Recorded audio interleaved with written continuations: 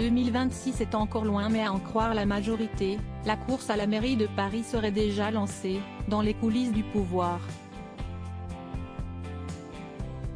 Depuis plusieurs mois, Gabriel Attal et Clément Beaune, ministres des Comptes publics et des Transports, se mèneraient une guerre mutuelle pour tenter de remporter les enchères et ainsi être désignés par le camp du président pour briguer l'hôtel de ville.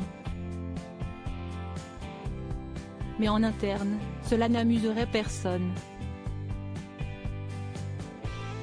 S'ils continuent à se bouffer le nez, ça finira en eau de Buzyn, commente un poids lourd d'ensemble dans les colonnes de Challenge, en kiosque ce jeudi 5 janvier.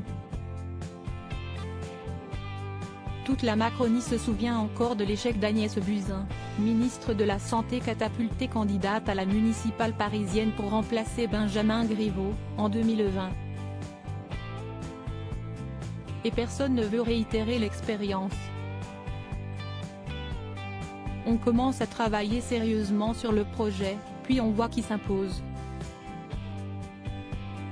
Et il y a d'autres candidats possibles, comme Sylvain Maillard ou Pierre-Yves Bournazel, précise l'élu de la majorité dans l'hebdomadaire. Mais cela ne semble pas convaincre les deux jeunes et ambitieux ministres dont la rivalité ne daterait pas d'hier, selon une source à l'Express.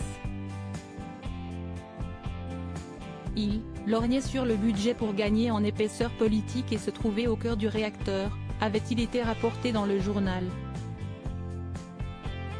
Supérieur à François Braun, Christophe Béchu, Catherine Colonna, découvrez les ministres du gouvernement borne. Emmanuel Macron agacé par ces conflits internes avant Noël, Gabriel Attal et Clément Beaune auraient toutefois partagé un repas pour aplanir la guerre totale qui les oppose, dixit Le Figaro qui avait déjà évoqué d'un rendez-vous similaire en octobre 2022. Pour la fin d'année, l'idée était, selon Le Parisien, de calmer les esprits pour démarrer 2023 sous de meilleurs auspices. Mais cela leur a-il suffi? Rien n'est moins sûr lorsque l'on lit les témoignages de leurs proches en politique. Si est-il un concours permanent de saloperie entre les deux, avait ainsi révélé un ministre à l'Express, en août. Amis ou ennemis, les grands noms de la majorité ne sont pas les seuls à vouloir assister à l'arrêt des hostilités entre Gabriel Attal et Clément Beaune. Même à l'Élysée, cette guéguerre commence à inquiéter.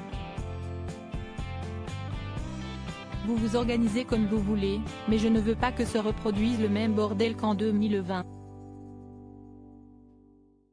Si on n'est pas foutu de partir unis et solidaires, alors on n'y arrivera pas, aurait ainsi prévenu Emmanuel Macron, dès le mois de novembre, relate Le Parisien.